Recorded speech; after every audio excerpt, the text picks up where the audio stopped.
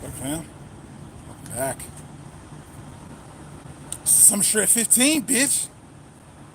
I am Masculinity Architect Duwayne Langham. This is the Ave, Yolo Ave, the road least traveled, and you have just tuned in for another Summer Shred-15 update.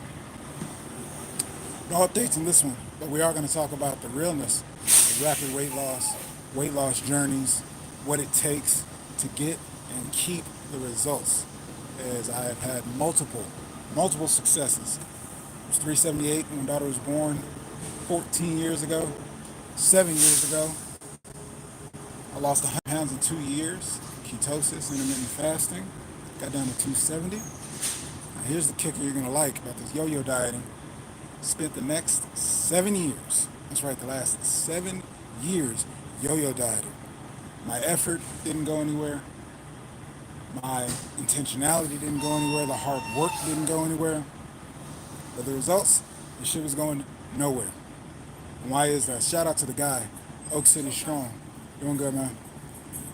And he inspired me to make this video. He just made one talking about something similar and just sharing an honest response to anyone who's been around, he's a trainer and has had the same thing, or anyone who has had a weight loss journey, a transformational success. And I touched on a little bit, good, bad, and ugly parts of rapid weight loss. Looking in the mirror, seeing results, and not recognizing yourself. It's a rewarding, satisfying feeling. And it's also sabotaging. So you hear about yo-yo dieting, and I always thought about it conceptually, right? You go on again, off again with diets. Well, I mean, if you have the thing and know what to do, why would you do that? Why don't you just get where you need to get? There's two parts to that, right? Now, sugar fasting is one where I have experienced.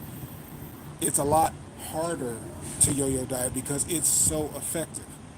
But see, that's the problem. The actual yo-yo dieting, as I always say, it's not your diet. Six-pack, fat loss, it does happen in the kitchen, but it is not your diet, it's your discipline. Yo-yo dieting happens. This is my psychological breakdown. This was my experience as well. As being someone 378 pounds, what is that, obese, heavily overweight, whatever you want to call it. We know what it is. Fat is fat. Having more than 50 pounds of weight that you want to lose. And when you start seeing incremental results, you start seeing 5, 10, 15, whatever success happen. You start feeling yourself. Clothes start fitting different. Your composition changes. If you've been in the gym, the muscle that you've worked out for is starting to show, right? It's a very rewarding feeling. It's very satisfying. And what I love about what Oat City Strong shouted out, whereas there's a difference in milestones and celebration, and it's an easy, slippery slope to become sabotage. Why? Because you're feeling yourself. You're feeling good. And as human beings, it's only natural we want the easy button. I'll be honest. I told you, I wanted to lose weight since I was 13. Lost weight at 33. And then spent 7 years trying to make it a lifestyle. That's a challenging conundrum. Because as soon as you find something effective, for me, I like A, B, C results. I want to A, put in that action. B, be watching something happen. C, get the results, right? But when you do that, then there's a bit of a reward. Now I've got the tool in my back pocket. Now that I've done it, I know how to do it. I can wash, rinse, repeat. Let's relax. Let's kick back. Easy button. You always have something to go back to because you got to understand, right? Psychologically. As I say it often, you didn't get big, overweight, extra fat. It didn't come out of nowhere. You got there one bite at a time, one day at a time, not being active, bad habits over time. And so when you finally get some results, you finally get a calculation for me, my experience, all right, I'm feeling myself. I'm feeling different about myself. I'm feeling different about my future and what's possible. I got this.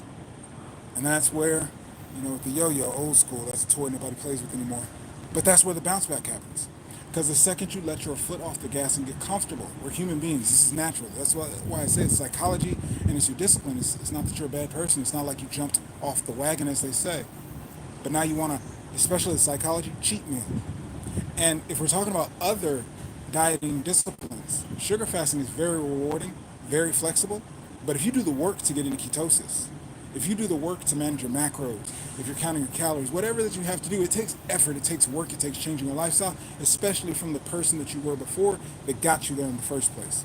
So when you take the effort and make those changes, and then you see the results, and I believe in habit of three, right? Do something 3 days, you're just getting introduced to it. Do something for 3 weeks, it's starting to get some permanence. Do it for 3 months, 90 days, now it's just a habit. You don't think about it. It feels odd not to do it, right? So in that process, 3 days to 3 weeks, start seeing some results. You've adapted to it, you're starting to adjust, and hey, I got this. I can do this. I can really see myself doing this. I can see the results. I can see the scale moving. I see myself differently. Let me relax a bit. Let me reward myself. Let me have a cheat meal. And like I said, with other diets, Oak City Strong, shout out to him, did another video this week, and it was realistic, right? When you're getting sugars and sweets and things, because I've done ketosis, I've done really is a modified ketosis, but I've done low carb living, I've done plant based, and your body is going to give you cravings on basically what it needs, not only the psychological, but also literally what your body needs. And so when you're going low carb, whether that's sugar or just carbohydrates, period, your body's going to respond to that and need it and want it and feast for it. So then when you give into those cravings and ketosis takes so much longer, you're now sabotaging, backtracking, getting the results of. Maybe it's plant-based, getting into meat. I've done that. Maybe it's low carb, giving out, having some donuts, some waffles, and pancakes. I've done that. All of it. And that's where the yo-yo cycle comes from. Maybe you're diligent, dedicated, Monday through Friday, putting in the work, and you get one day, one meal on the weekend. And what do you want to do? Go all out because you have lived a life. Where they say if 15% of your diet is okay, it's okay. You make excuses, right? It's not going to kill everything. Yeah, but it is backtracking. It is slowing you down. You're stopping the sprint to get to the finish line, to get the results. Then you can maintain. Then you can stabilize. Then you can have moderation, but you were never there in the first place. That's why you were overweight. That's why you were fat. That's why you had the bad habits. That's why you had all the things that added up to what made you unhappy. So the actual experience of a yo-yo diet is not that you're just throwing everything away. It's the fact that you keep giving yourself the excuses, and psychologically, that's going to slow you down. Psychologically, that's going to have you move backwards. That's going to make it take so much longer. If you remember what I said, I lost 100 pounds 7 years ago. Now, two things. I wanted a lifestyle. I didn't want something that I was going to do temporarily to see temporary results. I already saw that. But why did it take 7 years? Yo-yoing. Learning my body, experiencing plant-based, different disciplines, right? Different focuses.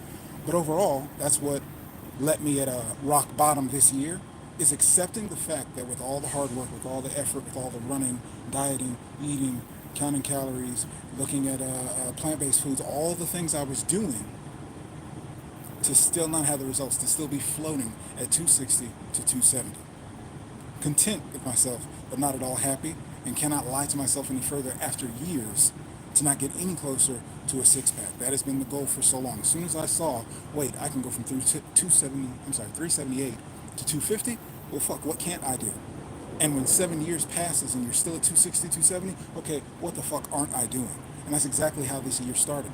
Protein sparing modified fast, measuring my food, measuring my body more frequently, lost 30 pounds, making some progress, and then I come across sugar fasting. Now, even in the sugar fasting, because it is so much more extreme, you can reset the next day, get back to some fruit. By the end of the day, you're going to be back at it.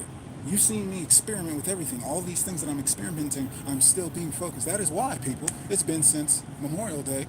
I'm still not at a six-pack. I hit my goal of 225. I'm still not at 15% body fat because I've lived life. I'm really testing this out for a lifestyle. But I say that because that's a slippery slope, and especially if you've never experienced it. I had 7 years to get frustrated and say, fuck it, something's got to change. And that's what this year has been, and I've lost over 50 pounds in a matter of months.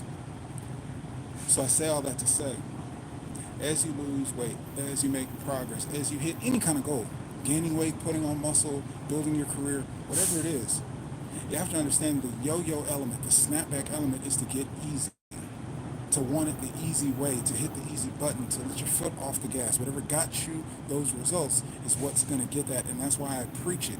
Get your discipline, get your lifestyle together, because that is going to be the thing that keeps you consistently going in that direction. That has been the thing with me. You notice every time I push it further, new low. 3 days of sugar fasting, new low. 5 days of sugar fasting, new low. It's no question. It's when I'm experimenting with my foot on the gas. And so I'm doing the work to set my lifestyle up. That 5 days of sugar fasting, because it works with my lifestyle. And then I can enjoy a day or two of eating. It doesn't hurt anything, and I'm going to keep pushing it further. 10 pounds in a week, fam. 5 days of sugar fasting, 2 pounds a day. It's extreme, but those are extreme results. I can work with that. I can do that and consistently know that whatever I'm getting, 10 pounds in a week, that's a lot of room to play with. But I'm responsible to know that I'm not going to sabotage myself and go back. I'm not going to start doing sugar dieting and having protein and starches because I have phenomenal results. I'm going to keep my foot on the gas. I had 2 days of eating. I'm right back at it. This is day 2 of sugar fasting straight through again. I'm about to be headed home, having a couple of days. I know I'm going to enjoy that. I'm not going to sit up there and wish strain and restrict myself. But at the same time, I know what I'll have to do. And keeping all these things in the back of your mind, that's when you truly have it as a lifestyle. That's when you've got the tools to A, B, C the results. But I really wanted to pull back the curtain and help you understand the psychology, because I know if you've experienced weight loss, you've experienced wanting to celebrate, you've experienced having a milestone, losing 5, 10 pounds, something to be excited about, yes, but do not let your foot off the gas. Do not feel like you want to reward yourself. Reward yourself with the phenomenal version of yourself that you see, with the consistency, with the hard work, that it pays off, and you show yourself what you can do before you experiment, before you play, before you take some time off. Do yourself that favor. Cross that finish line. But I wanted to give that breakdown because that truly for me has been the experience of yo-yo dieting. It's not an on again, off again thing. It's I made it a little bit and now I'm comfortable psychologically, because it's been psychologically an adjustment of, wow, I'm wearing a small right now. Wow, my body looks like this. Wow, where did that come from in the mirror? All these psychological things that could have me, well, I feel good. I look good. I'm not complaining. And I could rock with this. But the goal was a six-pack. The goal is 15% body fat. The goal is this number on the scale, this number under the bench, whatever it is. If you haven't actually gotten there, do not let your foot off the gas. That's it, fam. I just want to drop you that love, keep you encouraged, going along the way as you're sharing the journey with me. Let's see what you're talking about in these comments. As you know, in the meantime, I'll be right here. Wishing you the best and only success. Anthony, Jesus is good. I align with that. Those are some good comments I can get down with. What up? Candy. Candy Eduardo. Interesting. Got the stripper name. No, all of it. That's what you would call it. Anyway, wish you the best, only success. Be right here, being the best version of myself. Say it with me. Let's do it. Come on, good reps, good reps, good reps. Clean. You got it. You got it, fam. Beyond the dollar, baby. Question is, who are you going to be? Peace. And go check out Oak City Strong. He drops great content every day about this sugar fasting.